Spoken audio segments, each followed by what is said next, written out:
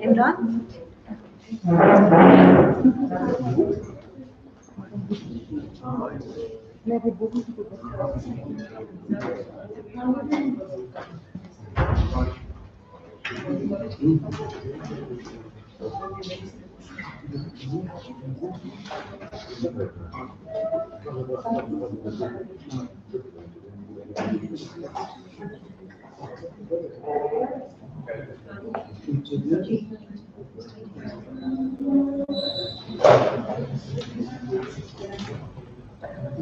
Bismillahirrahmanirrahim. Chief guest of today's event, Honorable and Worthy Dean, Khyber Medical College, Professor Dr. Mahmood Aurangzeb, respected seniors, fellow faculty members, good morning and Assalamu alaikum. I, Dr. Adila Mustafa, feel privileged to extend my warm welcome to all present here for one-day symposium on multidisciplinary approach to COVID-19. In 2019, the world was confronted with an invisible enemy, leading to one of the deadliest pandemics ever encountered in the history. It has caused the loss of precious lives. Economies and businesses have crumbled under its impact, and it has humbled even the most prosperous and strong nations of the world. The enemy is the virus known as COVID-19. As you all know, this COVID has predominantly affected our healthcare workers. Despite it being a new phenomenon, they work amazingly in meager resources. In this current situation, there is a dire need to discuss the latest knowledge about COVID-19. So this is an occasion that we get to test our knowledge and understanding. We look forward to getting an exposure on what the best of the brains think about this very dynamic issue. So in today's symposium, we will be enlightened about various aspects of this illness. To begin the event, I will like to call Dr. Qari Ataullah to recite few verses of Holy Quran.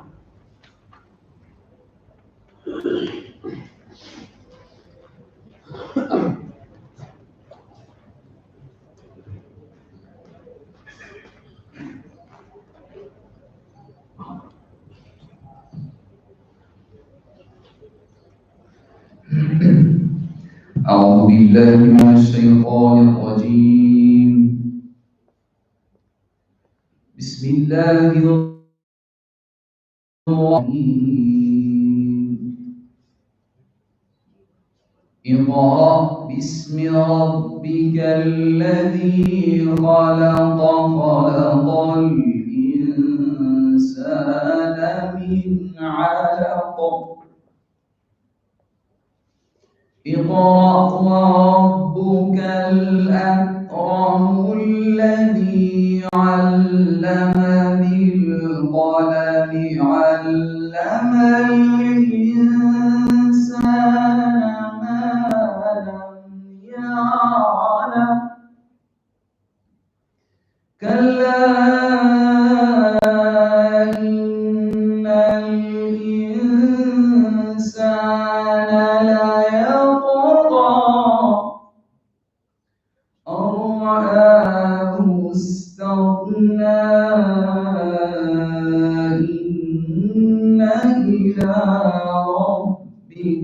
الرجعى صدق الله العظيم.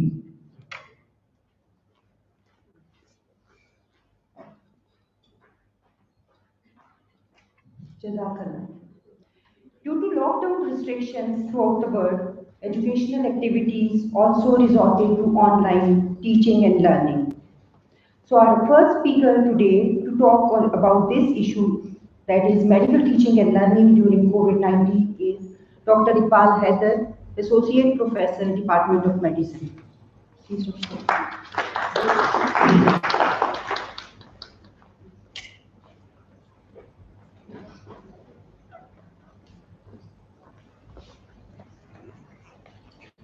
Bismillahirrahmanirrahim. Honorable Dean and working participants and listeners, uh, we have deliberately selected this topic as an opening presentation because we all, as a faculty members, our primary responsibility is the teaching and learning. So, COVID has affected this primary responsibility from conventional to virtual environment. I'm Dr. Iqbal Haider, working as Associate Professor, Department of Medicine, Heber Teaching Hospital, and Heber Medical College, Peshawar. So these will be the brief learning objectives of this short presentation. I will focus mainly on the concept of distant online education and what are the different types of distant education.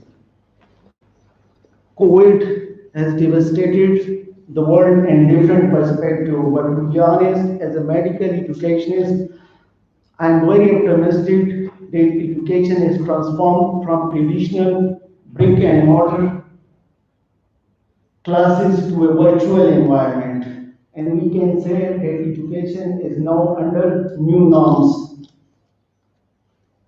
What are the basic perspectives of 21st century classrooms?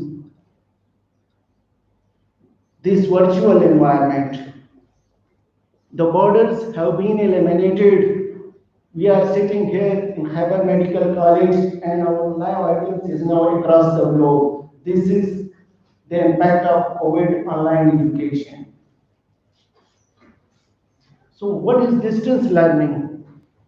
Distance learning is a learning utilizing electronic technologies to access educational curriculum outside a traditional classroom. It may be offered for a course program, and even an online degree can be offered through this approach. We have all acclimatized with the learning in which textbooks, notebooks were sent to us through couriers, mails, and even fax. And this was the era of 1980s and mostly 1990s. Then comes the era of podcasts, radio podcast, audio podcast, and the video podcasters were available. Then comes video presentations, recorded video presentations, the era of computer. And now we are utilizing emails, chats, social media, web conferences as a modality of distant learning education. So we can say that this was our traditional face-to-face learning experience, which is transformed into a distant learning, which may be molded with the face-to-face in terms of blended learning or a pure online learning scenario. What are the basic differences in face-to-face and other learning? Face-to-face is basically an instructor-led course. The instructor is the authoritative figure who plan and execute all the things, and the students have to present and lead class. While in synchronous is a form of distant education in which the things are happening in real time, but the things are flexible. Simple example of synchronous distant learning is even this symposium. We are presenting the presentation lively one component is you people are sitting face to face, and some people are having live streaming on the YouTube. So synchronous is that form. Self-paced. This is another pattern of distant learning in which you recorded your lectures, presentations, and put it on the YouTube or some medium, and the student then utilize that learning opportunity at their own convenience. It may be any time of the day, but you have to give a deadline, and the students have to access and give their assessment in that time period. So, is there any continuum of technology? Definitely.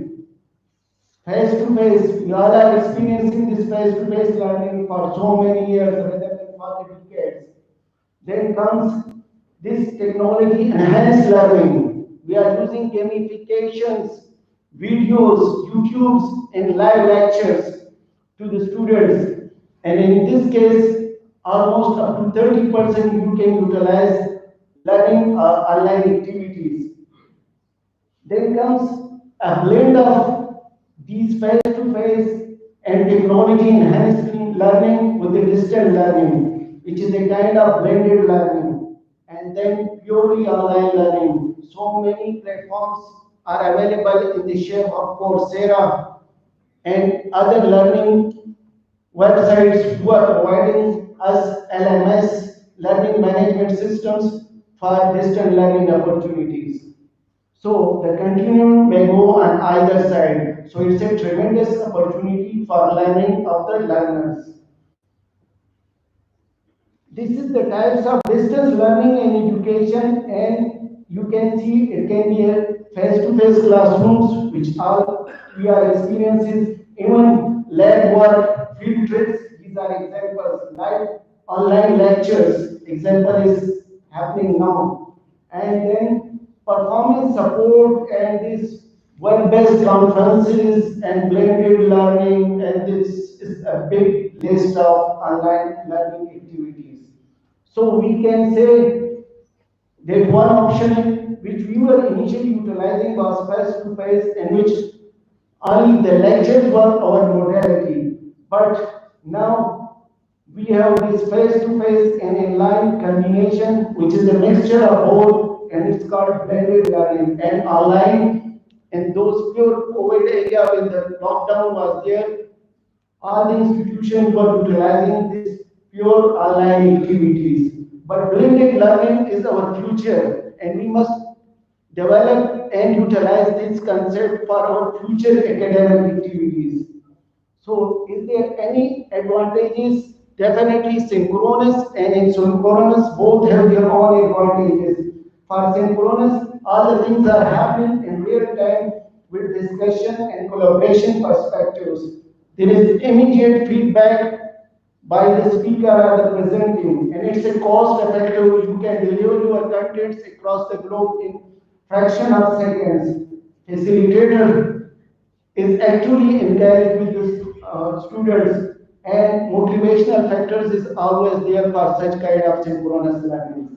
Coming to the asynchronous, which is a kind of YouTube or any online course available, it's basically a self-paced course. The students can access the material any time of the day or night. They can access the material, and they have opportunity to research the answers of their queries too. And they can express their thoughts without any interventions and hesitancy. The only drawback of asynchronous learning is that you need a lot of motivation on behalf of the students, because mostly either they enter the course, but 85% of the student is asynchronous learning. They leave the course because there is no one to guide, or there is no immediate facilitator for them. So these are some of the limitations and usability of the synchronous. Time is limitation, so I will not focus on each and every component, but every modality like video conferencing, web conferencing, and this chatting and whiteboards have their own usability and limitations. So how to develop norms for remote classroom? Norms are basic component rather than integral part of online courses. Brainstorming. You need suggestions and input from your students to develop norms, and these norms will be the main pillars on which the whole classes and the learning activities will carry on. Create a list of these norms. Share this list with your students. Prioritize them. Narrow down this list because these norms are the basic pillars for your lectures. Share these contents of norms with your students and even with their family, guardians, and parents because they must know the norms, these classes will be implemented and executed. Revisit your norms.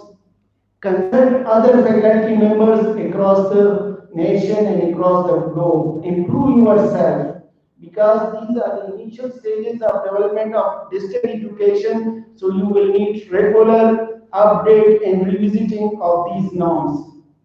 So which one is best for your students and for your courses, synchronous or asynchronous?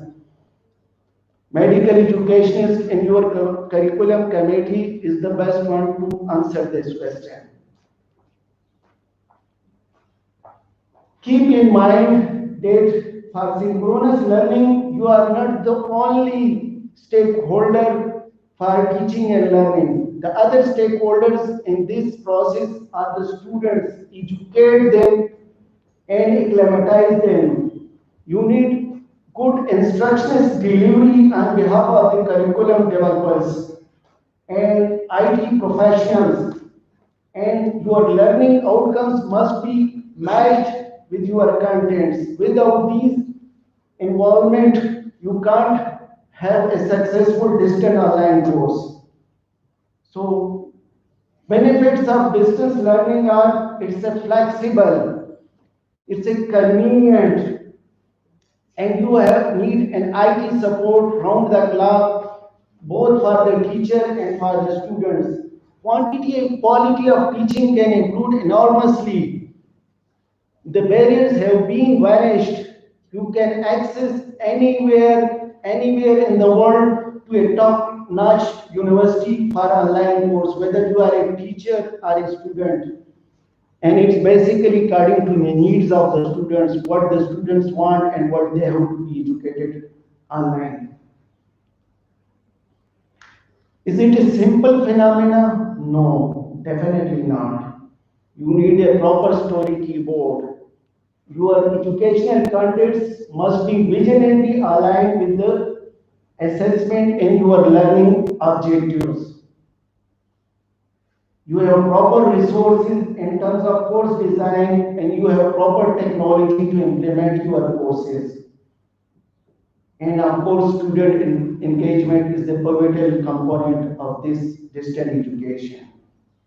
So working from home, is there any tips for teachers?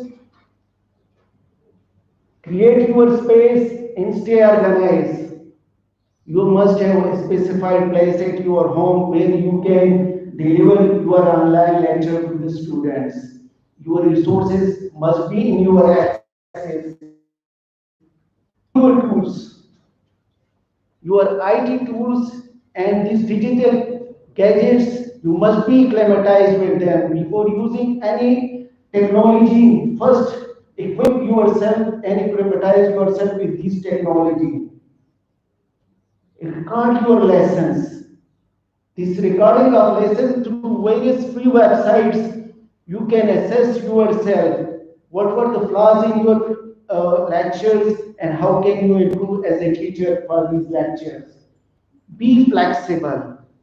Always have plan B for online lectures because technology and bandwidth can give you a shocking failure at the 11th hour. Stay in touch with the faculty, international teaching associations, IT personnel, and equip yourself. So this is the basic difference in the era in which we used to study, and this is now the new norm. Keep in mind, the 21st century classroom is beyond the classroom walls. The basic aim of education is to replace the empty mind with the open mind.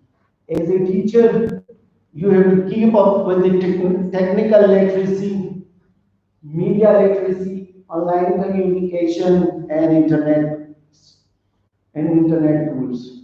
Students of 21st century needs teachers who have skills of 21st century.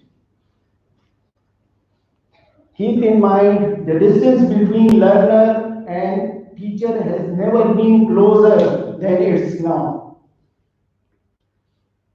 E-learning doesn't happen itself. It needs a lot of planning and implementation. So my takeaway message is keep learning as a teacher, embrace new experiences, see opportunities, and surprise yourself. Thank you so much.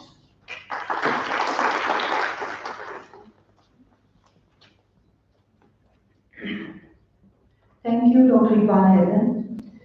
We are extremely grateful to Honorable and worthy Dean Professor Dr. Mahmood Aurangzeb for his full cooperation and deep interest in research activities. It's because of his patronage and support that research culture is flourishing in the institution and will continue as such in future, inshallah. Now I request worthy and Honorable Dean to share his views about this COVID situation.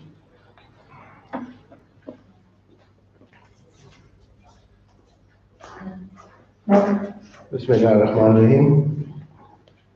Thank you, Dr. Adila, for inviting me to express my insight into the present circumstances that not we alone are facing, but the entire planet. I thank Dr. Bushra for organizing. She, as you know, is our Associate Dean for Research, and we couldn't have a better choice with her background in research, especially her PhD. And then she runs a department, community medicine, which has been underrated, unfortunately, in our culture, but which is first and foremost in the world. Today, if you look for scholarships to study abroad, you won't have scholarships in medicine or surgery, but it's always towards preventive medicine. So there's always great opportunities in this field, and it's a great chance for people to move towards preventive medicine, because if you want to expand your horizons. Now, I also want to thank Dr. Idris and all members of faculty, Dr. Inam, my good friend. Yes or no? Okay, all right. And it's always a pleasure listening to you, Dr. Iqbal, and Dr. Bashir is there. My right hand, Dr. Hakim is there, and my great class fellow is sitting right at the corner, Professor Shaheen is there also. So I feel very much at home among you all. It's still a stage of acclimatization. There's only one surgeon, I can see, yeah, all right. Now, just walking towards, I was here about a week back. We had welcomed all of us, the first year medical students, and walking towards this auditorium today, I noticed a whole lot of students embracing each other. And then I noticed also some of the students embracing the chachas and the staff, and it's rather disconcerting to see a sight like this. Then some time back, there was a board meeting, and it overlapped with Jummah prayers. So I sent a message across that please follow the SOP strictly, because it reflects on my administration of this institute. And when we went there, the mosque was sardine packed. And I got a rebuke from one of the members that, boss, what is going on? Well, he had a point. this is an institute of excellence where we teach what a virus is, all right, what a bacteria is, and then we totally ignore and we treat the mosque here as if it's some sort of a mosque in a street alley or in a village. So we have to be more proactive for the simple reason that we are doing a paint job in the hospital and our people have this culture of putting on their sandals by sticking their foot against the wall. You've seen it? It's a sight you see very. And I tell those people off that you do this at home also. Do you spit at home also? Do you litter at home also? So do your little bit in stopping people. Even if you can stop 1 or 2 people a day, I think you've done your job. Now, as far as COVID goes, it's sort of unearthed a completely new culture. In a way, I'm happy because certain surgical societies, the membership of which were very, very expensive, and each session would cost about 500 to 600 euros, are now offering them free online. So, as Dr. Iqbal Haider correctly said, that the advantages are tremendous. So it's the thing with the West is they take advantage of adversities. They always look for a way out. Whereas we all know that we are passive beneficiaries of their hard work, etc. In the West, ever so often you hear of a scientist jumping off the 10th floor of a building. Why? Because years and years into research and they're not breaking through and their frustration leads them to that. But it's their good work that ultimately we get on a plate and then we go forward. Human resource is a major problem in the West. But I was just thinking, what do I do here?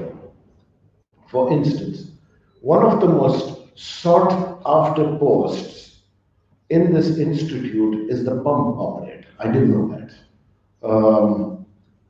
When my father was in Balochistan, the most sought after department. So I asked, why is it the meteorological department? So he said that because the meteorological department gives a message that there's a storm at sea. So when there's a storm at sea, Balochistan has a huge coast, and you have the Persian Gulf close by, all the prosperous countries. So when they announce there's a storm at sea, nobody goes out to the sea, and that's when the smuggling routes open. And then suddenly an announcement comes that the storm is gone. So it's a very rich department. Now, why the pump operator here is a sought after post, I don't know. Because concurrently, 2 MBA, lady MBAs came and begged and pleaded that, can you please appoint him as a pump operator? So ultimately, we had 10 people as pump operators, and then I found out why. Because the only job that person has is to press one button and then go away for the rest of the day. And then switch it off. And that's his job, that's it. The damn pump has blown up 100 times. So it's very difficult. And who's backing up these chaps? They've been backed up by lady MPAs who couldn't refuse. So the exigencies and the pressures upon a dean's job in a medical institute are very, very diverse. It's not easy at all. Now, when there's a certain leadership here, that leadership is criticized, and there's need for a change, and suddenly a new person comes, and now I'm in the line of fire. So I think that this business shall continue. I was a little sensitive. I wanted to get myself out of the BGMI. The reason for that was that when I set the direction straight for that institute, I felt I did my bit. I did not get into the details of it, the depths of it, but an overall policy was made for the PGMI. The most important of which was that my action and my vision was to pave the way for our graduates, heavy teaching medical graduates. All right? That was not possible because there were overseas graduates coming in with GPA marking systems which we could not alter because the courts prevented us. So in every induction, roll number 1 was Cuba. Now there's no offense to that. Roll number 2 was Kyrgyzstan. Roll number 3 was from Guangzhou. And then Further down the line, you would get a student from Hyderabad. Now, there was too much discrepancy in making their merit list. So I pushed through an entry test, not an easy job to do, but the result is that now our students are faring much better. That was a difficult decision. You know that we were offering our students for free to all private medical institutes. It was called an MOU. So I said, MOU, give and take is a 50-50. I stopped on that. If you go to the PGMI today, you'll see that the premises are nice and green. Now we had to set up a skills lab. The grey structure came up, that was the easy part of it. But I went to visit Aga Khan, the simulation lab, which came over a period of 10 years.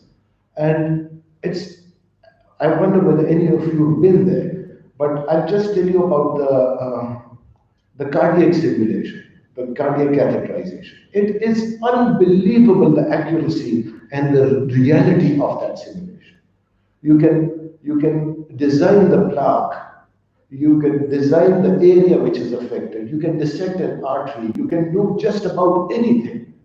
So I'm just wondering that before you go to a real patient, if you spend time on that simulation, what great advantages you would get. But the problem is that each advanced high fidelity simulator was anything between 250,000 to 300,000 euros. And we had to get about 8 or 9 of them. Anyhow, the estimate was that I needed 100 crore rupees. And I'm proud to say that when I looked at the ADP of that year, there was a zero amount allotted for the PGMI. I was able to raise that money. Thus, I'm at a disadvantage now. I want to meet the Chief Minister, who refuses to meet me because he knows that I'm going to come up with another bit. So I did that bit, and you know the thing is moving on. One of the reasons I wanted to leave is my personality was not cut out for it. And I thought I'll come to a quieter, nicer place in the medical college here, and that turned out to be just an illusion. Now, the college is fantastic. No issues at all. I strongly believe in a teamwork. I do not work in isolation. I don't have the capability to do that, and I don't have the temperament to do that. So I rely strongly on my team, and I have an excellent team so far. Things are going fine. My issue is the hospital.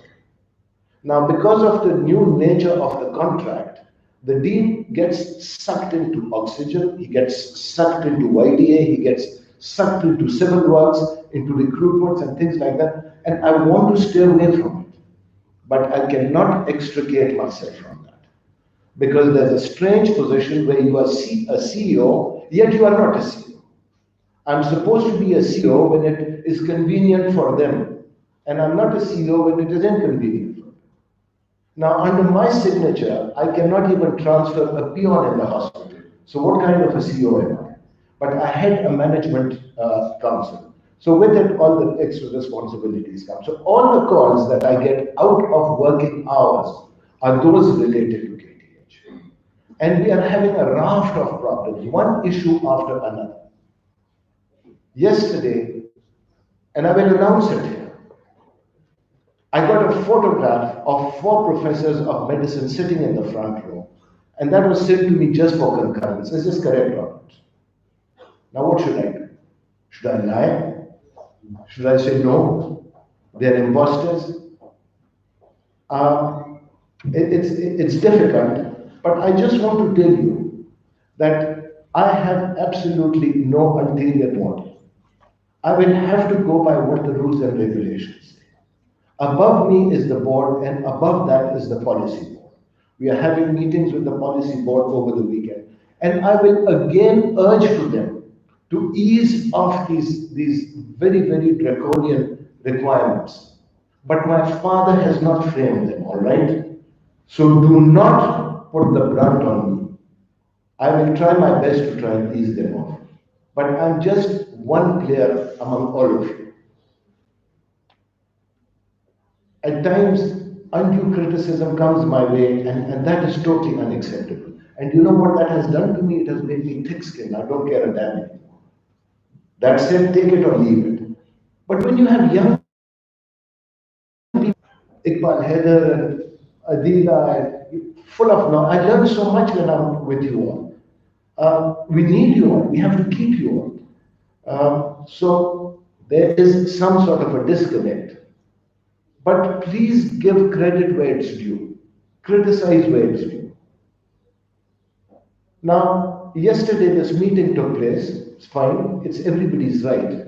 But why is it that it didn't take place in Lady Reading Hospital? It didn't take place in HMC. Why our hospital? Why was it that during the extended strike some time back, that there used to be a jalsa held in our hospital every day?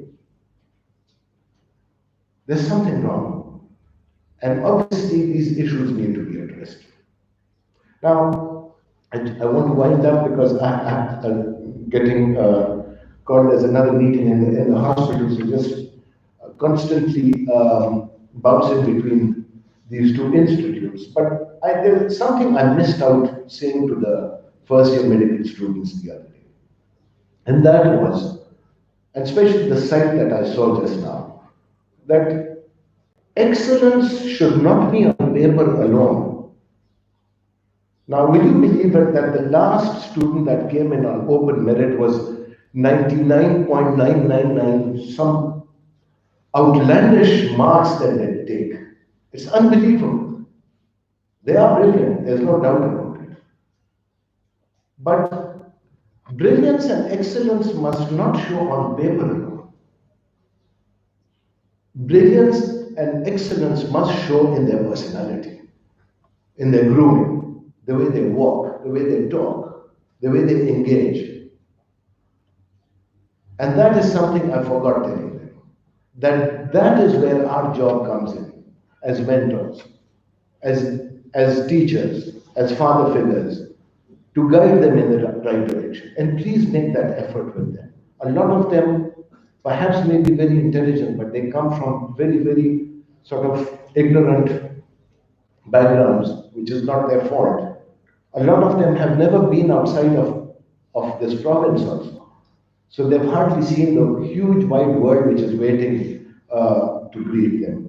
So, excuse me if at times I get a little frustrated, but it's just the circumstances right now are such that there's far too much on my plate. But we are trying to sort of iron it out. In the midst of all this, I thank you all for taking time out, sitting together for an academic activity.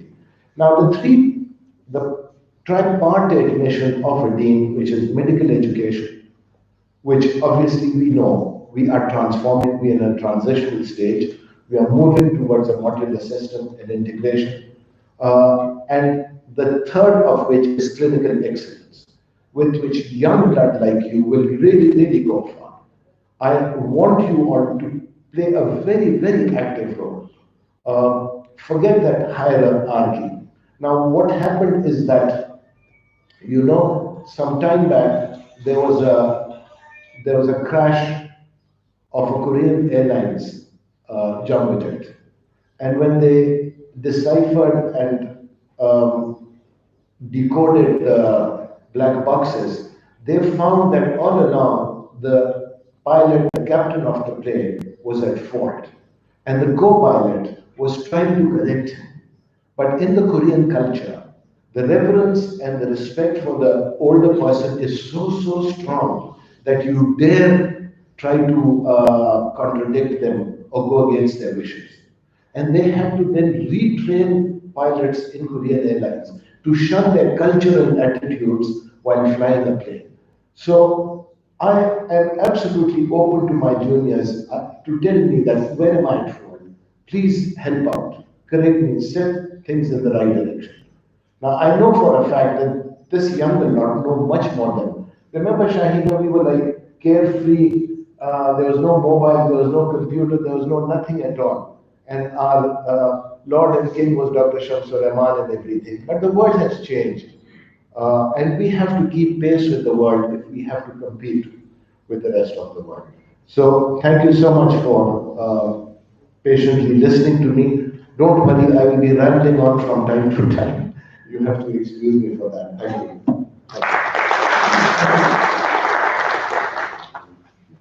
Thank you so much, sir, for your time. Thank you, sir. I will leave you. Thank you.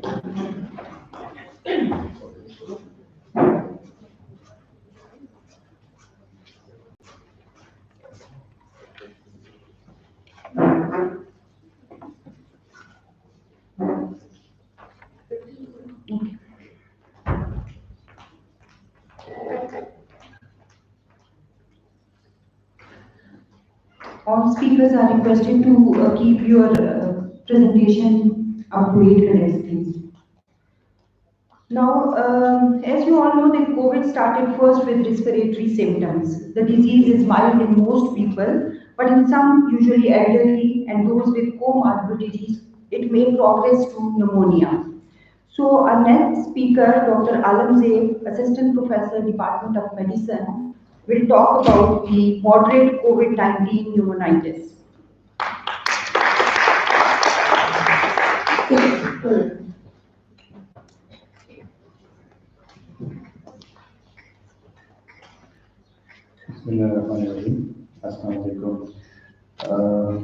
Since this symposium was planned in early months of January or December, because of the second surge of the COVID, it was delayed till now. So we will be very specific because the time is very limited, it's 8 minutes, and if we speak about pneumonitis and moderate COVID pneumonia, and if it's used in everything like this, it will take a lot of time. So coronavirus is one of the beta virus among the four coronavirus, and it is causing a lot of complications, and one of them is the pneumonitis. Because this virus starts severe acute respiratory syndrome virus, that's why we are concerned about the pneumonitis. Otherwise, a lot of the presentation, like other complications that causes thrombosis, there is neuropathy, a lot of things.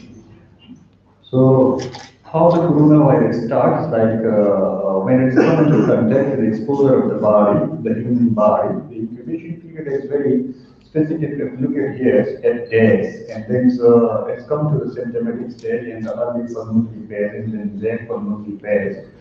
The main thing is related to it is it's causing not only inflammation at the pulmonary levels, and if we see here, along with this, like the inflammation is going on from incubation phase, the situations and the clinical situation and the viral phase and everything, like it's going off.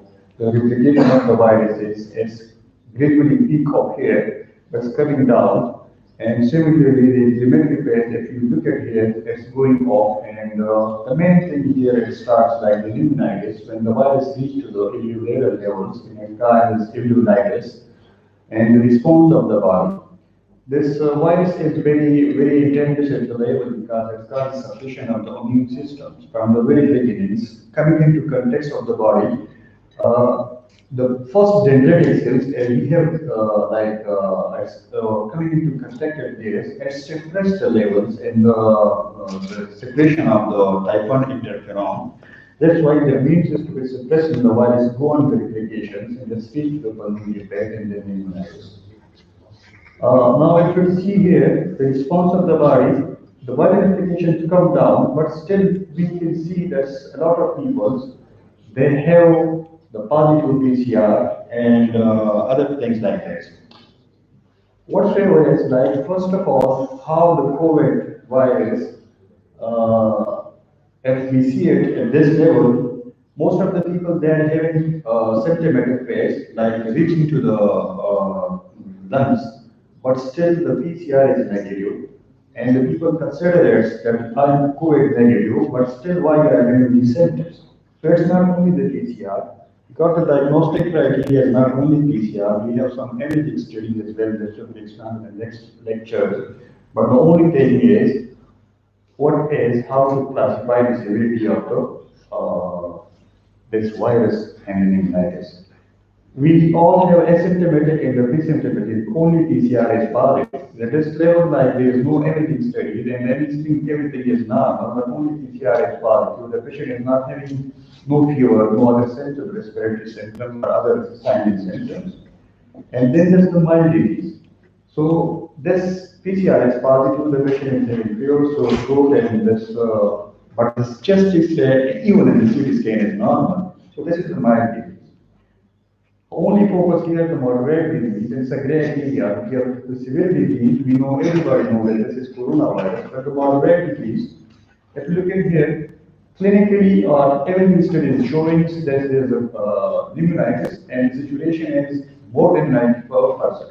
This is the area where we divide it into severe and moderate. If the situation is more than 94% and the patient is having symptoms, sore throat, fever, and cough along with that with crepitation and other signs of the pneumonitis.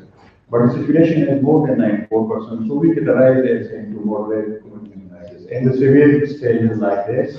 We either the situation is more than 94%, less than 94%, and all the symptoms and signs.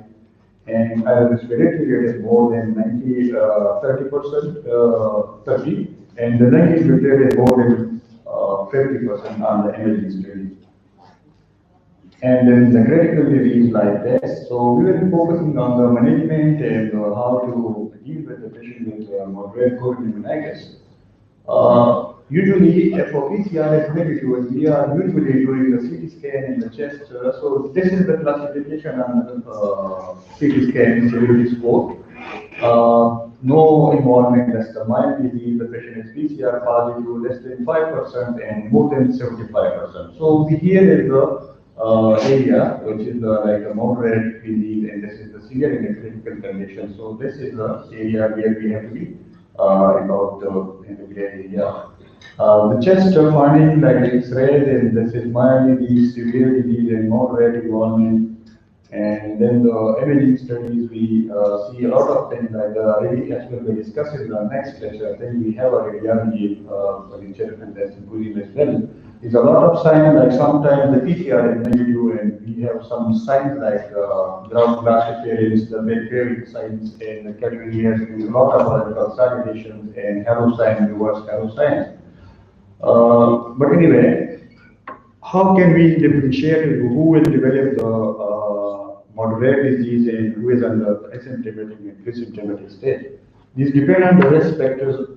Like a patient is having more than 65. I will consider here in Pakistan, especially in our population, this 65 and more, because it's just for the Western people. A lot of people here, like 55 and above, that's there, having a lot of comorbidities. So at that stage, like cardiovascular risk, chronic lung disease, CKD diabetes, in immune-suppressed medicines, specifically the people who are like using the immunosuppressive medication, but whatever is the underlying condition that has got ecological problems, rheumatological, or any other renal problem. So these risk factors are deciding about the management of a patient with positive and the severity of the disease. Any patient who is having these risk factors and who was in the moderate pneumonitis, like the situation is more than 94, and the imaging studies managed on different way, is compared to the people who are mild disease, asymptomatic, or who are in the critical condition.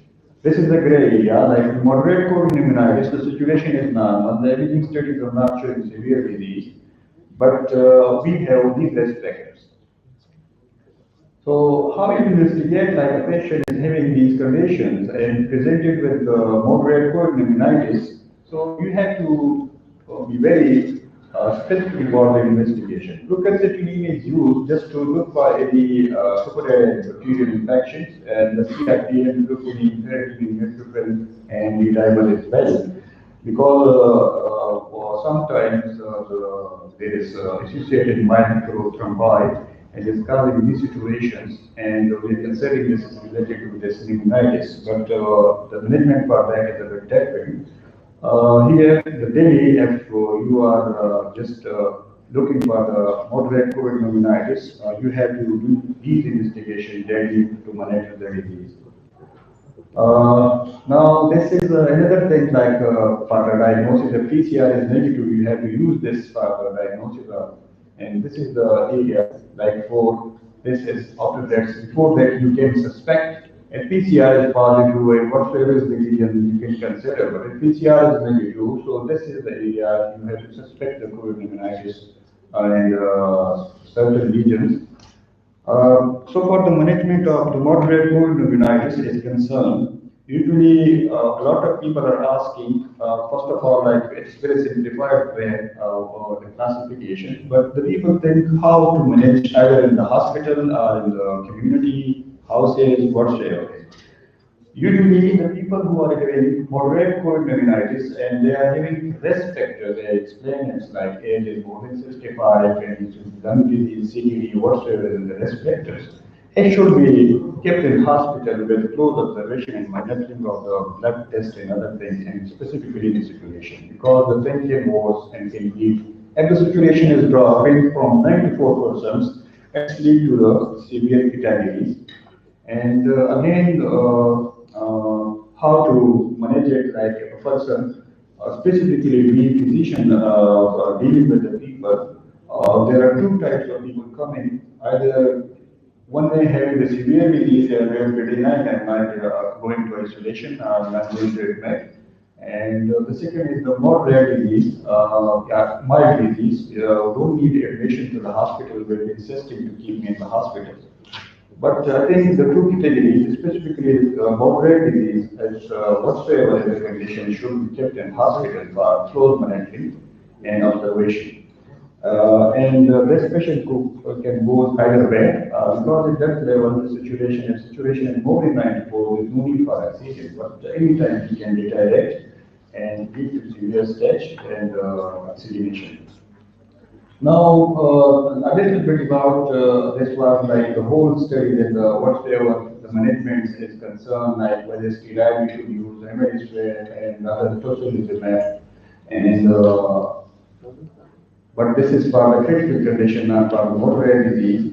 What about the like then vitamin D, vitamin C, ivermectin, vitamin quercetin, remdesivir, and remdesivir and other medications? Specifically, I will mention about zinc and these things. A lot of studies in randomized control, they are in the conclusion stages, and the guidelines are saying, so if you use it or don't use it, there's no harm. But I think it's not, there's no side effects for these things, like vitamin D and zinc and vitamin C, you can use it. About the ivermectin, they're usually using in the prophylaxis stage, and along with that, in the mild and moderate conditions. And the meta-analysis is showing that you can't like you use it in the trial stage, but there are some benefits from this virus. But the research guideline from the American Society of Infectious Disease is going against that, so don't use that. But anyway, we are using it, still we are using it. This meritocin and atovastatin get used, but I think there's no benefit to use it. This drug, baricitinib, as a genus kinase inhibitor, is one of the drug used for rheumatological and immunological diseases, even that is used in lymphoma and other conditions. It's showing something like benefits, but it's not for all conditions, all diseases, all related with the COVID pneumonitis. It is a specific indication for it, and it's not for the moderate disease. I will mention about the remdesivir.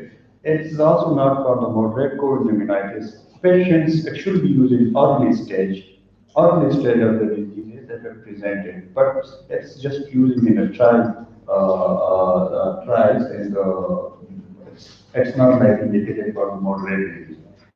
Another monoclonal antibody, belantamab, which belantamab is used in moderate diseases, and indicated specifically for the moderate disease, which who are having situation more than 94%, and there is regions of the imaging studies are the PCR is positive, and after this it should be observed. The moment the patient goes to severe stage, so then there is no indication for it. And what is the mechanism of exports? It's usually avoiding the spike protein from attaching to the NUT gene converting enzyme receptors. Thank you very much. I think a lot of things is to be covered later on, but anyway, we are reached to the stage of vaccination, and we are hoping for the prevention of the disease. So far, the modality of the treatment is concerned. We just left at this point. Some of the trials will give benefits to some of the diseases, but inshallah, vaccine is available and it will work, and we will hope for that. Thank you so much.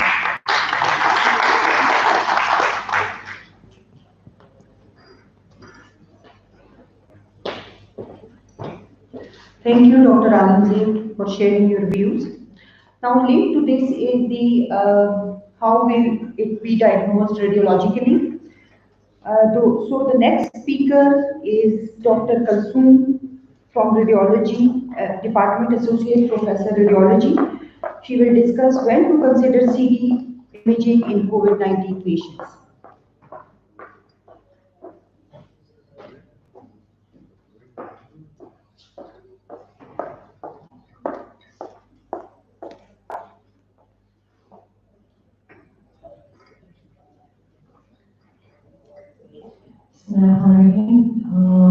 Today, my talk is about when to do CT imaging COVID-19 patients. Chest imaging findings of COVID-19 were first published in the very early days of this pandemic in January 2020. The appropriate use of chest CT in patients with COVID-19 should be based on experience and above all, scientific evidence that has emerged with the outbreak of this disease keeps on accumulating. The Peace Society has published a consensus statement on the use of chest imaging for surgeons and adults during the COVID-19 pandemic, and its aim is to guide medical practitioners in the use of chest imaging in the management of COVID-19. So I will be discussing the uses of CT in screening and diagnosis of the disease, in the management of moderate to severe disease of COVID-19, and in prognostication. So talking about diagnosis, you all know that PCR is the gold standard for diagnosis of COVID-19. In the very early days of this pandemic, when it was a pandemic in China, in the Chinese labs, the PCR was 30 to 70% sensitive in detecting COVID-19, while the sensitivity of CT was much more than PCR. But with the evolution of second generation RT-PCR studies in US labs has shown that RT-PCR is 95% sensitive, so CT is no more used for diagnosis of COVID-19. But there are issues with access to RT-PCR and the wait times associated with RT-PCR results. So the radiologists all over the world has given a statement that CT should be used sparingly and only when it will impact the management of the disease. CT should be, in COVID-19, CT should perform with strict precautions to minimize the hazardous exposure of patients and personnel, healthcare professionals to SARS-CoV-2. And patients referred to CT specifically for COVID-19 diagnosis, they should report a non-contrast CT unless a CTPA is required for clinician suspecting pulmonary embolism. And we use low dose radiation technique so as to minimize the radiation exposure. I will not go into the detail of CT findings which we see on CT and the diagnosis probability of COVID-19 pneumonia on CT. And this is now a list of reporting systems with which we report the different radiologists and other societies have came up with these radiology reporting systems to diagnose COVID-19 on CT and imaging. But non-radiologists and healthcare professionals should be aware of the key findings, key imaging findings of COVID-19. So patient with the typical features of symptoms of COVID-19, that is people after doctors, that they may have a chest X-ray done, usually they have a chest X-ray, and you will see hazy opacity in the lung cleans, which is called as ground glass opacity. Just like frosted glass in winter, but X-ray is not very sensitive in taking these lesions. as compared to X-ray, CT are much more sensitive in ground glass opacities, very early sign of COVID pneumonia. And these ground glass opacities are occurring because during the infection, the alveoli they fill up with fluid, and you see these ground glass opacities on chest CT. This is the first time. Later on, when the alveoli is severe infection, progression, they fill up with fluid, and these ground glass opacities then turn to solid by consolidation throughout the lung. The next, another sign is KCP pattern, which is due to swelling from interstitial septae. You will see white lines on the background of ground glass opacity in the KCP, which is like a regular stone to pavus street. So hence the name KCP pattern. So these three features: the ground glass opacity, the consolidation, and KCP pattern, they are seen either in isolation or in combination of CT and COVID and pneumonia. And the first sign is ground glass opacity followed by one or other. These lesions on CT are seen in multiple lobes, affecting both lungs with peripheral and basal predominance. In the very mild disease, in early post-disease, and in the recovery phase, these lesions are confined to just one lobe. But these findings are directly proportional to the patient's condition. As the patient gets sicker and sicker, you will see more and more lesions affecting both lungs. And with recovery, there will be gradual resolution of these lesions on the CT chest. There are some lesions which are not seen in COVID-19 or they are seen less often, such as pleural effusions. They are seen more commonly in congestive heart failure and bacterial pneumonia. Then large lymph nodes in the gastrointestinal highway, they are seen in other infections, and specifically lung cavities. Cavitations do not occur in COVID pneumonia. They usually develop in bacterial and fungal pneumonia. And similar features of ground glass opacities, consolidation, and face scaling may also be seen in other viral pneumonia, such as influenza and adenovirus, and some non-infectious conditions. This proves that CT is sensitive, but not specific for diagnosing COVID pneumonia. So, it is not done for diagnosis, it is done only when it will impact management. So these lesions are reported on CT as ground glass opacity, consolidation, and KCP implementation with the typical signs and symptoms of COVID pneumonia. These patients need isolation and confirmatory testing, that is PCR, to confirm COVID pneumonia before embarking on definitive treatment.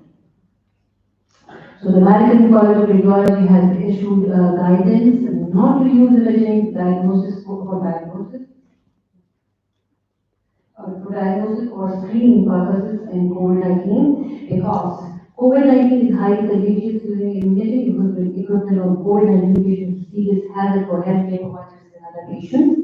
And a significant percentage of the patients with COVID-19 have normal chest X-ray and CT, and a chest X-ray or CT cannot accurately distinguish between COVID pneumonia and other infections.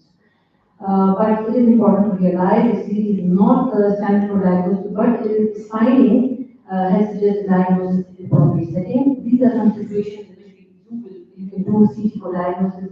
Specifically, when RT-PCR is negative and there is high tentative suspicion, there is patient deterioration and an equivocal chest X-ray, you can do a CT for screening purpose to rule out COVID pneumonia. And we have seen many cases in this pandemic when